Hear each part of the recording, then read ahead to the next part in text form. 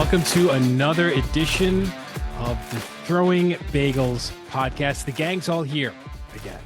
Kevin Mooney here with you alongside Chris Douglas. Hey, Chris. What's going on, Kevin?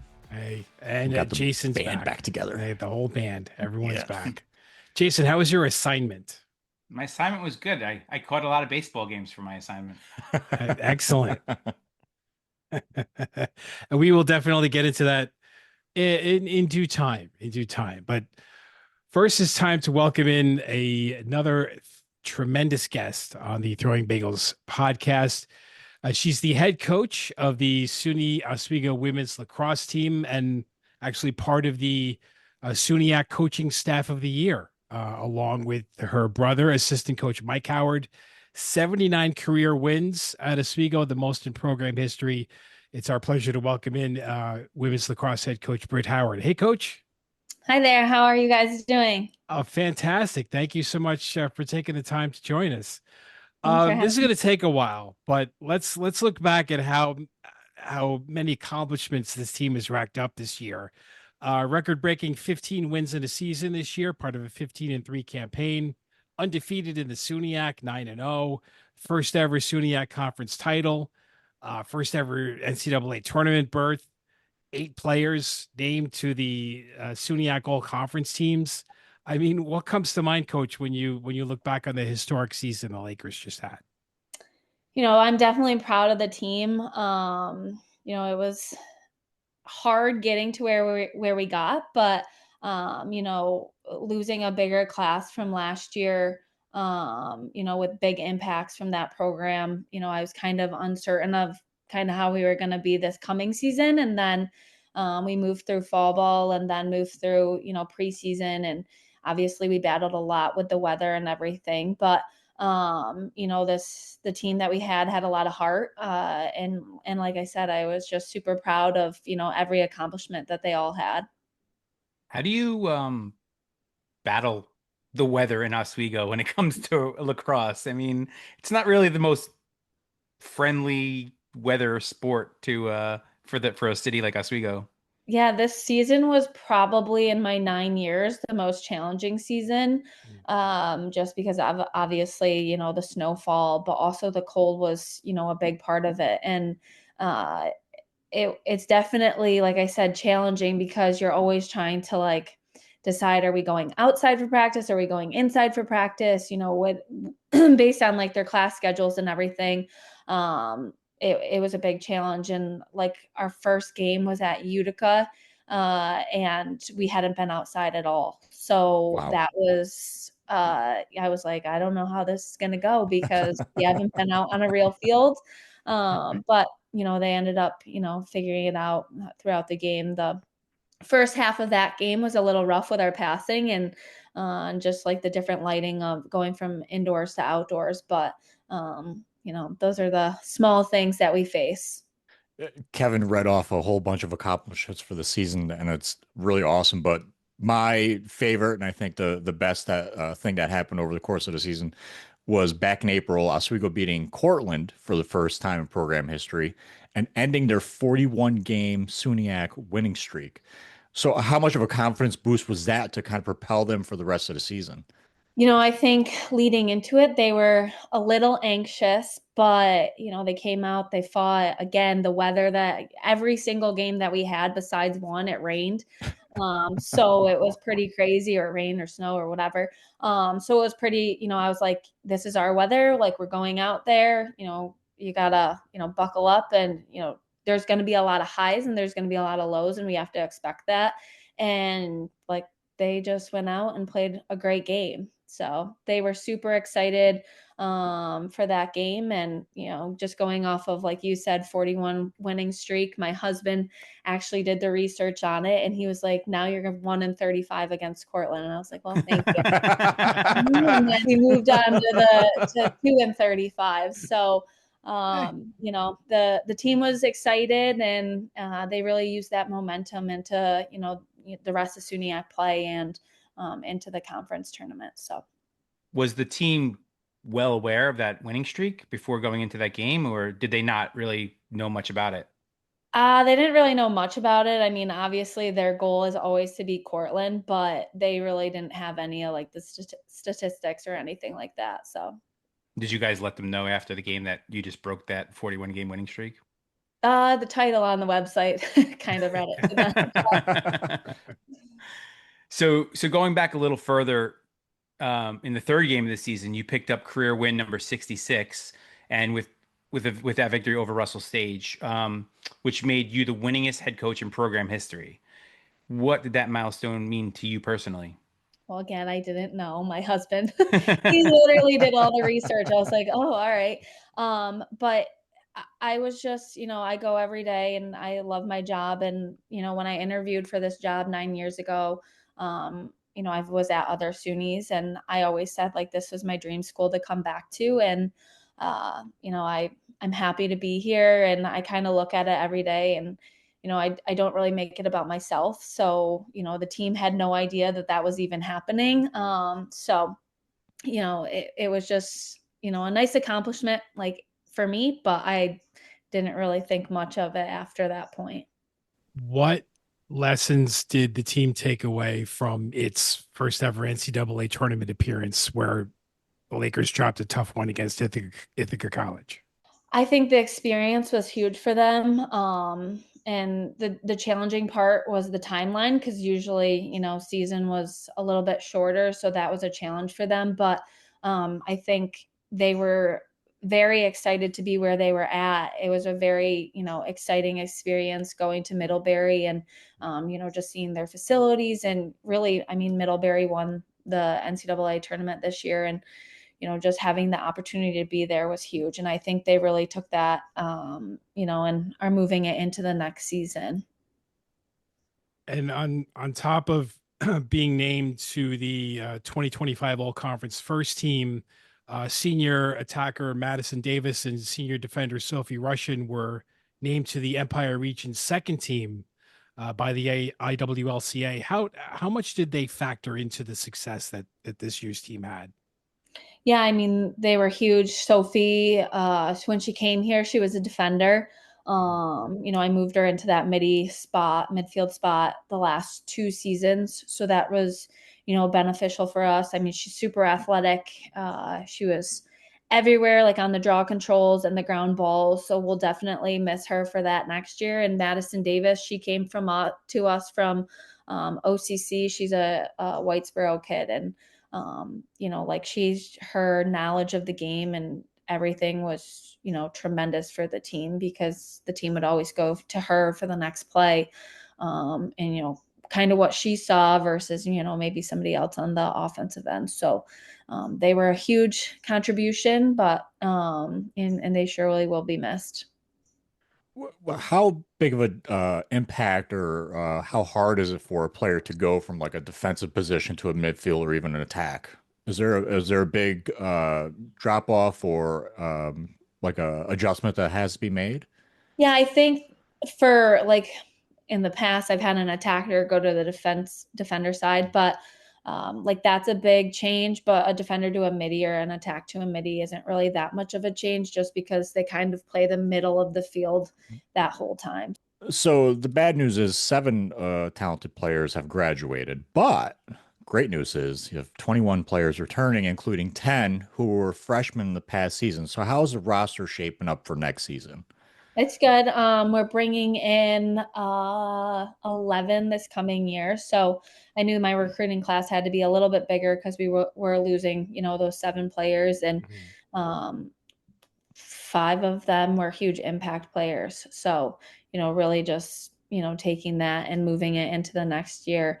And, we bring back Alexis Hill, who was, top 5 in scoring, and she's our draw control player. So, like that's going to be a huge player. And, we return most of our defense and our goalie. So I'm excited for that. And I know that a lot of players are ready to step up and move into those next roles. You're a native of Oswego, right? You said like you were very interested in coming back and coaching at Oswego. And you are the latest in a line of family members who to be involved with Oswego athletics. what did it mean to you to be named the head coach at Oswego? Obviously, it was important. Your dad is there. What does it mean to you that you were named the head coach in the fall of 2016? It was amazing. I mean, I always wanted to come back and, give back to the community. And I run a camp every summer, just, so that they have something to do in the summertime where, the stick is still in their hand. And when I got that job, I was, excited. I was finally back in my hometown. I was away at school for 4 years in South Carolina. So that, took a little bit away from my family, and I'm a big family person. So, I brought my brother on staff and my other little brother. He's a year younger than me, but he was my assistant a couple years ago before he moved to Boston. So he played lacrosse at Plattsburgh, and he was, he always gives us pointers via text during the game. And it's just an amazing opportunity to work alongside with my dad as well. It's, he's going to be retiring, I would imagine, in the next couple of years, and I'm going to be super sad about that. So your brother wrestled at Oswego. Did he play lacrosse also, or no? Nope. So he was just, he lives in Oswego, and he was always around. He watched all the games, he watched all my college games and stuff like that. So I brought him on staff, and he works really well with our goalies and our defense. So that's his, big role with the team. And look, going back into just how closely tied your family is to Oswego athletics. So your dad is the wrestling coach now. He's been there for over 35 years, took over from your grandfather, who took that role back in the 60s, I believe. Mm-hmm. So like, how deeply ingrained is Oswego athletics within the Howard family? I would say tremendously. My grandpa, he still came to all our games, battling the weather, even at his age. And he still was sending me his input, coaching input, and all of that stuff. And, it's just great that, I'm still able to be there as a younger figure in the family, but also, I still rely a lot, from my dad and my grandfather, with knowledge and IQ and stuff like that when it comes to certain situations. It's a very strong lineage. I mean, you even had uncles that wrestled at Oswego also, right? Yeah. So my uncle Mark was there. And then my uncle Jim played hockey at Oswego. So it's a big Oswego. You guys rule the town of Oswego. Yeah. So when there's a family reunion, is there like, I did this in college and you can, reach that record or anything like that? Is there any like friendly competition there? Well, my grandpa, sends some stuff here and there, but all of us kind of just talk about, the accomplishments from everybody from each program. So, it's fun, and, everybody just enjoys, all the experiences and accomplishments from everyone. Obviously, like you said, you wanted to come back to Oswego, but what kind of pressure did you feel? Any pressure coming back to Oswego? With your father being there, and your grandfather and everything. Did it weigh on you at all? With the expectations you kind of put on yourself a little bit?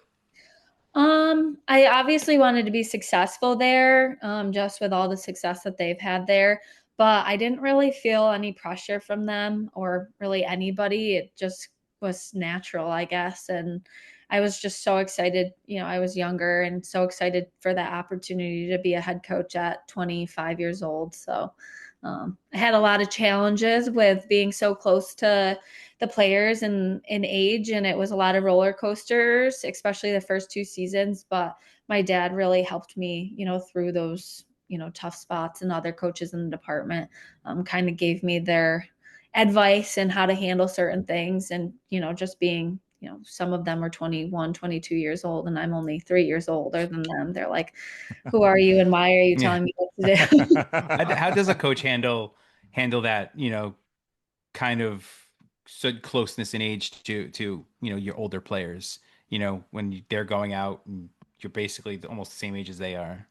Yeah, it's challenging. Like, it was a lot of ups and downs, and I was just trying to stay positive through it all, but also kind of set ground rules for them. And it's, also a learning experience for them. So making sure they're taking stuff away from that season and moving it into, their next part of their chapter in life, just from, going from their senior year. But it's hard where you have to draw the line of being, a friend and a coach. And that was more of the challenge back when I was a little bit younger, but now it's kind of, adapted more of, they're still kind of older. Like Madison Davis was 23, almost 24, playing. And so she had a little bit more experience in just making sure that she kind of stays under wrap with everybody else. And it's hard because the freshmen are 17, 18 years old. Yeah. So. Wow. Do you think that difference in age, does that give you an advantage when it comes to recruiting and understanding today's athletes? I think it definitely helps. I think in a way it allows them to ask them a lot of life lessons and kind of what they did in certain situations, especially with school, just going through the same classes and everything. So I think it definitely helps. Sometimes the gap is a little bit much because they're older and, they're kind of just coming out of high school. So it's tough to, relate to those type of experiences. Your obviously top two scorers graduating. Who are you expecting to take that next step next year to take over for, 82 point, 78 points, scorers? Who's the next in line to take over for them? Yeah, I think Lex Hill, she really came out of her shell this year.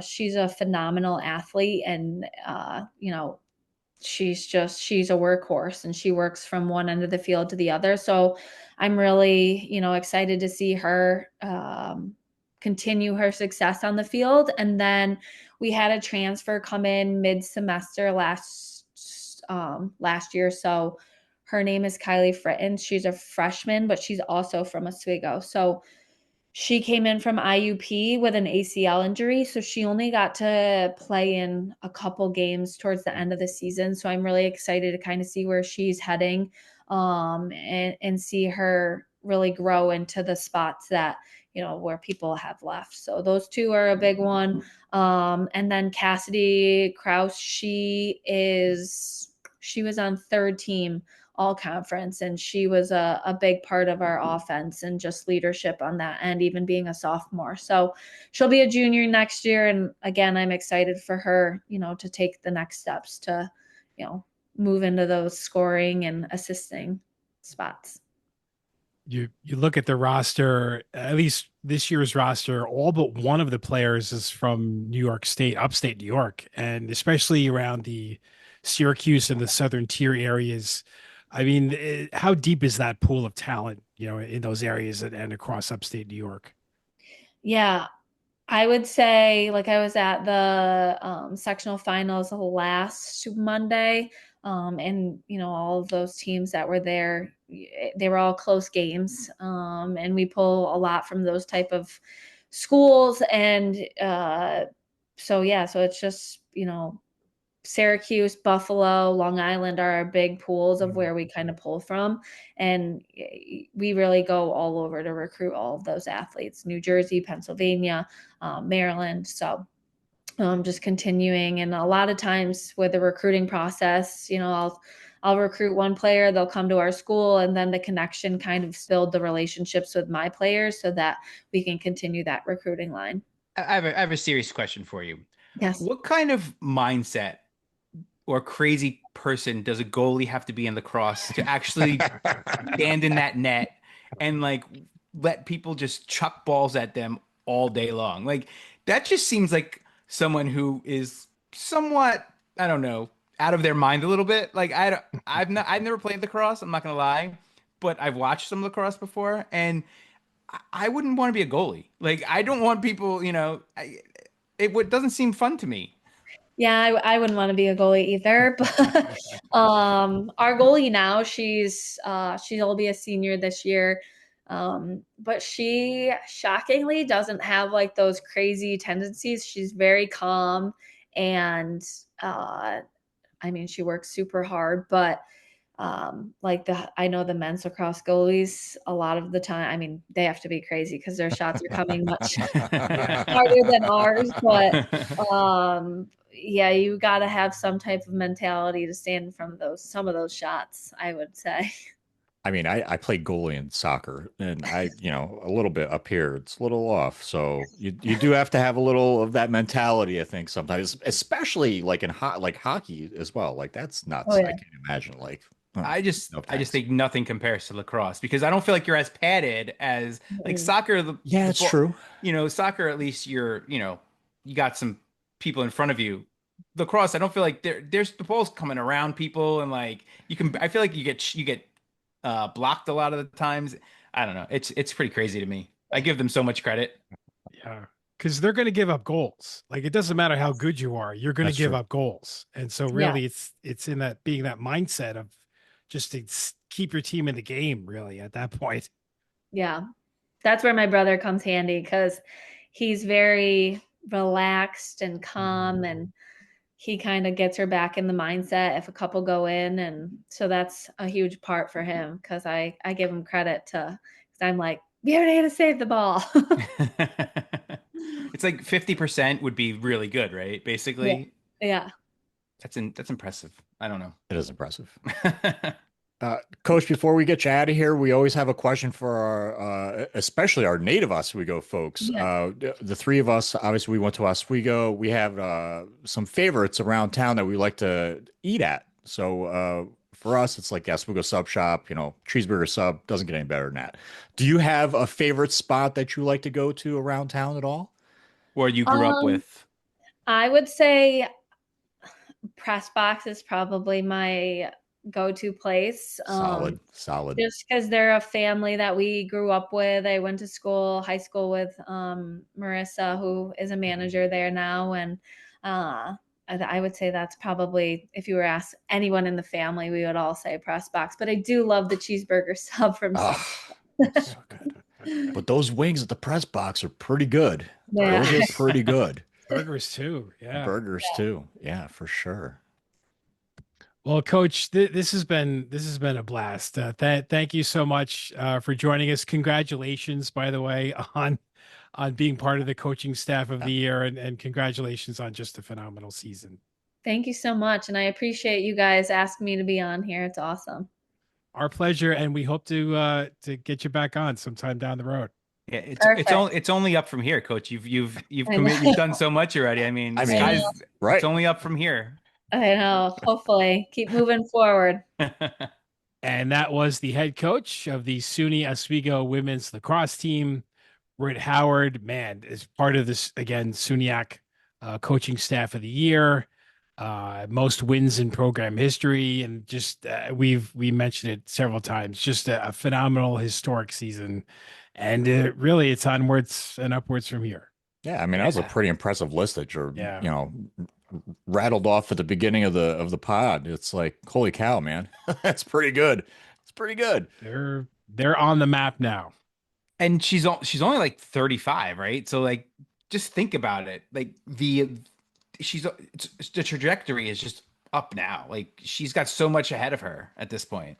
And I'd imagine that's probably pretty inspirational too for young ladies as well that want to get into the coaching profession, right? Even at a D3 level. I mean, that's to get in there at age 25 and have this age difference of only a couple years in some instances.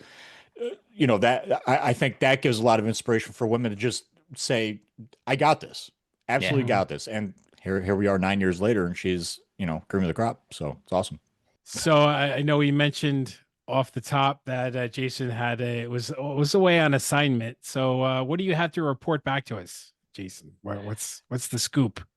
So there's a lot of baseball stadiums in the U.S. Is there? If you guys did not, did not know that, if you guys know that, there's a lot of baseball stadiums in the United States of America. Yeah. So me and some buddies, we decided that we were gonna just go to a few and see how things are around California and check out some baseball stadiums. So we went to San Francisco and checked out Oracle Park. Great stadium, loved it. Beautiful, scenic, right on the water. Not much better than that. I honestly rate Pittsburgh slightly ahead of it. Ooh, I think, wow. yeah. Okay. All right. Pittsburgh has always been my number one. I find Pittsburgh to be the nicest stadium. Just the area around it is beautiful. We drove down 5 hours to LA, went to Dodger Stadium. Been to Dodger Stadium before, so nothing new, but it was very nice stadium. It's just your old school run of the mill stadium, nothing fancy about it. And then we went to Anaheim. Anaheim's not bad. Honestly, nothing fancy about Anaheim. Nothing that great about it. It's a very old stadium. It's actually surprisingly, I just found out it's one of the oldest stadiums of all the ballparks. Wow. Never thought about it but it's one of the oldest stadiums now. Yeah, it makes sense. It's so many it was shocking when I heard it, but I was like, that makes sense. Like, it's just like the concourses you can't see anything. It's built like the old stadiums, like can't see anything out during the game, like if you're walking around the concourses. So it's kind of like blah, but it was a good time. I mean, to be fair, I spent a good portion of my time at Dodger Stadium in the stairwell watching the Knicks game. So I didn't really watch the full game, but whatever. What was the food like? So did you indulge in any of the delicious ballpark cuisine? So at Oracle Park, I am what some people would like to call a picky eater. Okay. So my palate for food is not well advanced, let's say. So I'm walking around the ballpark looking for something to eat, and I stop and I see, there's this little stand with this Mexican food. I'm like, this looks good. Sure, I'll get some of this. Rice, chicken, sounds great. Little did I know until I started eating it, it was spicy. Oh. It was like until I start seeing little red flakes in my chicken, I'm like, oh no. And my friends are like, you didn't even bother to check. I'm like, didn't say anything about it. Didn't say it was spicy. Why should I ask? Like, I didn't think it was gonna be like. They're like, it's called cha-chas. I'm like, I don't think I would have gotten that out of it, but whatever. So that was a thumbs down right there. So I struck out on that one. Dodger Stadium though had some soju. Soju is like this Korean alcohol. It was phenomenal. Let me tell you. Okay. Like it's like they pour it. It comes from the bottle. They pour it in a cup. They put some I think a little seltzer in there with it. Delicious.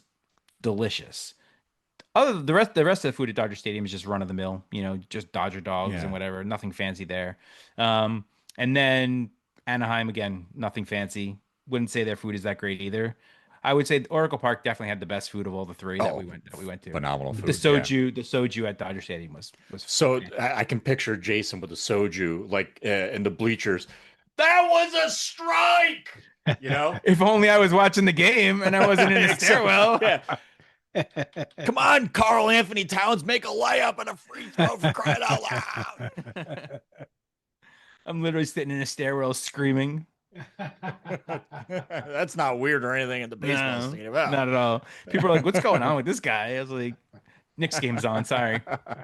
And then, speaking of being loud at the ballpark, so after the Knicks game finally ended, I go back to my seat and we're sitting there and me and my friends are talking and we're being loud, East Coast people. And this guy in front of me, Shohei Ohtani, comes up to bat. And this guy in front of me turns around and goes, excuse me, can you quiet down a little bit? I'm like, excuse me? Go bleep yourself. I'm like, what? I'm like, I'm at a baseball game. What are you, crazy? And he's like, Shohei Ohtani's up. Like, come on. What, are we supposed to get silent when Shohei Ohtani comes what is to that bat? about? I'm like, what the hell's wrong with you? He literally turned around and goes, excuse me, can you be a little bit more quiet? I'm like, no. I mean, you weren't saying anything derogatory, right? No, I didn't say a word. Yeah. Don't you understand that the Lord of Baseball is at the plate? That you have to bow down? I didn't even know what to do at that point. I was so dumbfounded. I was like, what is going on right now? I could imagine that fan at like a European basketball game or European soccer game asking for people to be quiet. That guy would have been thrown onto the court. Yeah, exactly. But besides the baseball, while we were in LA, we did a little sightseeing. We did some we drove to certain places. So like we looked up like famous houses, right? So like the Entourage house, we drove by the Entourage house from the show. We went to Doc Brown's house in Anaheim, not in Anaheim, Pasadena. So that was pretty cool. Yeah. So we did a couple, and we went to the Big Lebowski house also in Hollywood. Yeah. I just saw that movie a few days ago. It's funny. Yeah. So that was some fun stuff Like, too. Kevin's shaking his head. Did You don't like not the Big Lebowski? Thumbs down. Couldn't even get through it. What? Whoa! Yeah, What? No way. This podcast is over. Unbelievable. No way. Nope, couldn't take it. I cannot believe that. I watched it and dude this, dude that. I'm like, nope. Click. Oh my God. You might be the first person I've ever heard say that.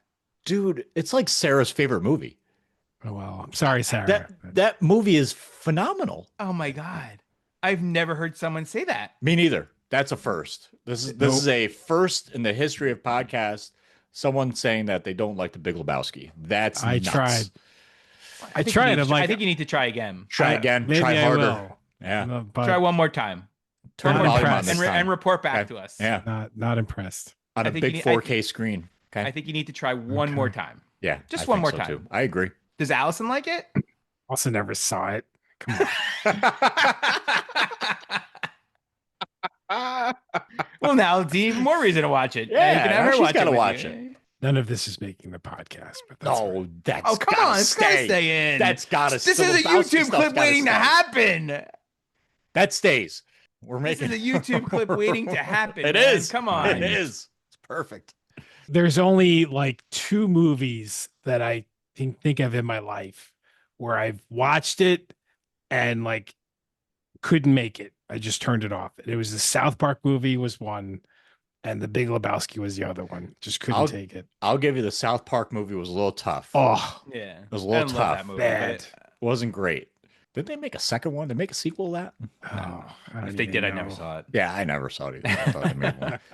But yeah, no. Oh, God. But yeah, no, disagree on Big Lebowski. What a movie. Okay. Excellent movie.